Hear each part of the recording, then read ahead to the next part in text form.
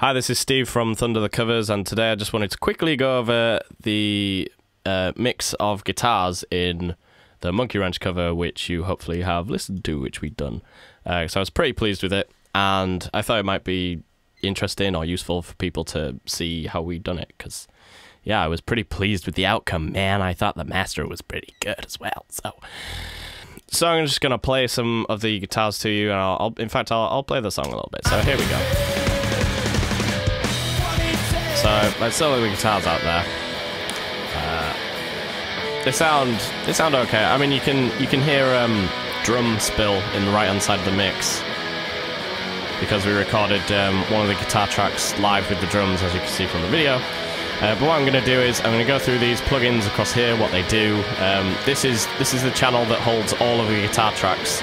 The guitars individually are across here, and they all run on a bus 5, through to here. I'll go over how to do all that in another session maybe, or something like that, but I just wanted to quickly show you the guitars. So these top 4 plugins across here are EQs. I use T-Rex plugins because they're okay. I've just got used to them, and I paid for them, and I was a good legal boy and I didn't pirate them. So there's a compressor here as well, another compressor. So I'm just going to turn those off, and you're going to be shocked at how bad guitars sound recorded in this room. So here we go. So you can hear they sound pretty... yeah, they're pretty horrible. In fact, if I unsoloed that as well...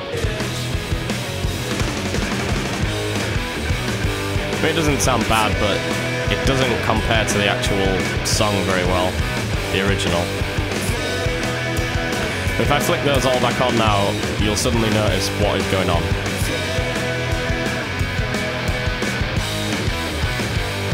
Suddenly, I can hear it all! It sounds real nice. It works with the song, but obviously when you solo them, they sound a bit thin. I think you can even hear plectrum pluck on the strings. Real low endy. So what I'll do is I'll go over these plugins. So this is the first EQ that I put on. What it's doing is it's taking off some of the low end down here. You see this frequencies below 100 Hertz. You don't want them on your guitar track because it just... I mean, you won't notice a great deal of difference, but if you've got some nice headphones on, you'll notice the low end cuts out a little.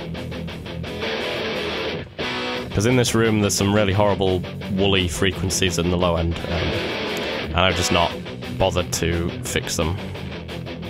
And also there's this EQ here, which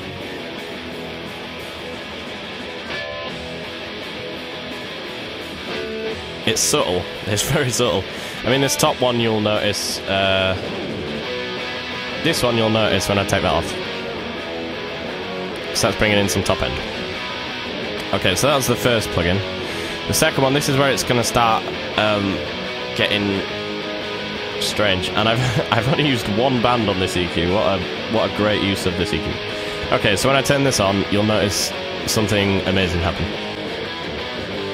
Now this plugin is a bit mind-boggling. What you can process the left-hand side and the right-hand side separately, or you can process them as one. So I've got this set up as left and right. So the right hand side, because basically I mix the guitars, there's a left side guitar and a right hand side guitar.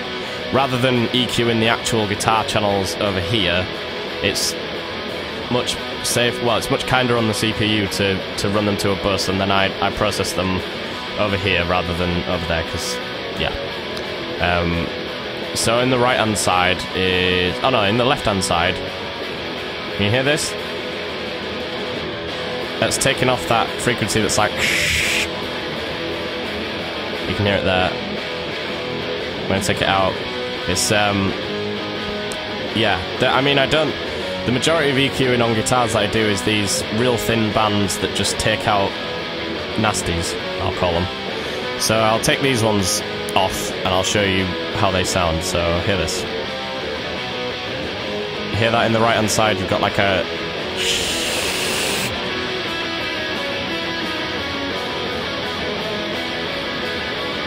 hear that?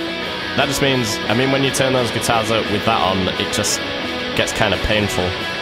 So I'll take those off, and that's started to iron out some of the issues. I'll open the next EQ. Now this one's a bit extreme. Yeah. Oh, hi Steve. Yeah. So I'll just skip back a little bit there again. So when I put this, I'm going to activate this EQ, and then you'll see the line. Now this is doing quite a bit of nasty, and it doesn't actually sound very nice with it on initially, but it does. So what's that's done, it's taken out the last bit of sort of that shh kind of sound, if you listen out for the sort of higher end frequencies.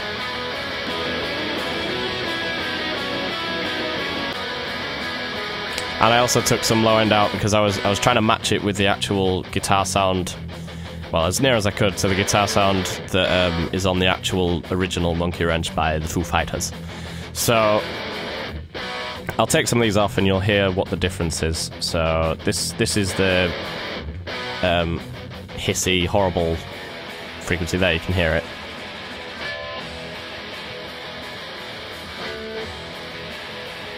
So when you take that off, it just means when you turn it up louder, it just sounds sweeter.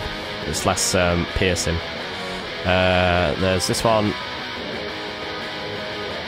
That's these EQs down here. That's taking out sort of a woolly low end that doesn't benefit the track. And like I say, I was trying to match the guitars from the actual song. So yeah. So next up, there's one more EQ, which was sort of finishing off the final touches of the guitars EQ-wise, and that was just a little tiny bit of top end. And I started a new plugin because I'd used all the bands on this EQ, and I mean I'd missed some on there, but that was a left and right setup. So I couldn't affect the entire guitar bus that way. It was only the left and right side. So I opened the last plugin and I rolled off some more of the low end because there was like a... If I take that off, you'll maybe hear. You can't really... It's not like a sound. It's more like there's like jump ups of like low end bass.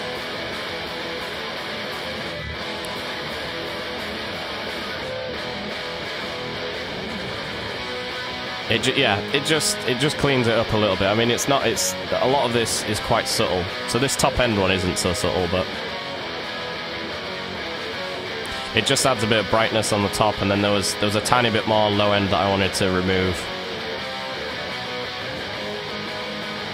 which is more like a resonant frequency, and that's what the low end one does over here. That takes out some of the resonant frequencies of the room that I record in. And then next up I have a compressor over here, so take those off. I really like this silver compressor in Logic. It's not too easy to find. It took me a while because I used this a lot in the older version of Logic, and then when I got Logic 10 or Logic X even, I noticed it wasn't in the Dynamics menu down here, and that kind of saddened me a little bit because I use it a lot. It's only good for particular things. I wouldn't use it on everything. It's good for like drum buses or ambient tracks. Yeah, it's not subtle, and I like it on guitars because it kind of flattens them out in a nice punchy way, I guess. So if I activate that, you'll hear what it does. I'll move that back a bit. So quite a lot of gain reduction on that, which I kind of like. And then this last compressor, this is a real nice compressor, but it kind of affects. It adds a sound in. It adds to the sound. It doesn't just compress. It kind of. You'll notice when I turn this on, the low end kind of tightens up, and it kind of sounds more prominent. The low end.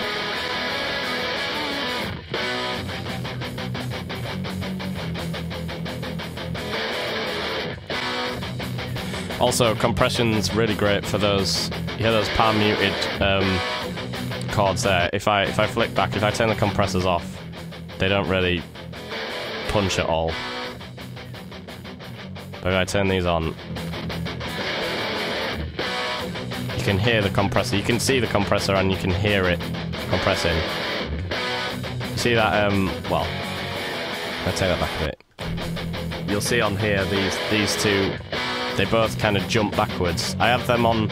Usually have guitar compressors to have a fairly slow attack. So like, I don't know. I seem to have fixed on 19 milliseconds ish for guitars because it allows a little bit of initial attack to come through, and then yeah. I don't know. It just. I hear that sound a lot on recordings, and I like it. So that's what I was going for with that. So yeah.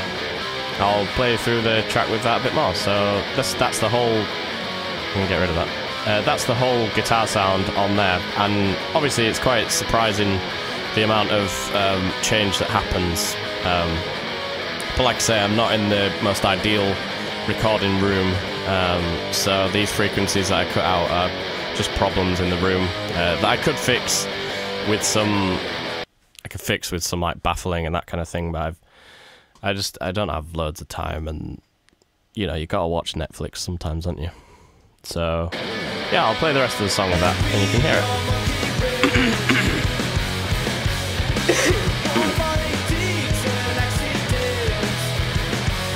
So I'll take all those plugins off again and let you hear it without.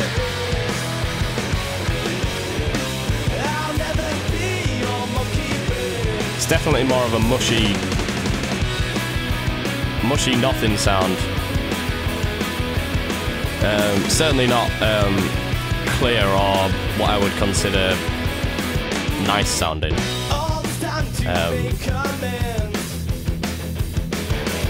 In fact, I'll put the compressors on so that you can hear it loud enough. So they're really low-endy. But I usually have my guitar amp set up on loads of low end because I don't know, just the way I do it. Like I say, this room is very bassy, so.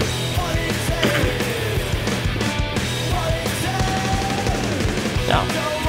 And I'll put these back on now.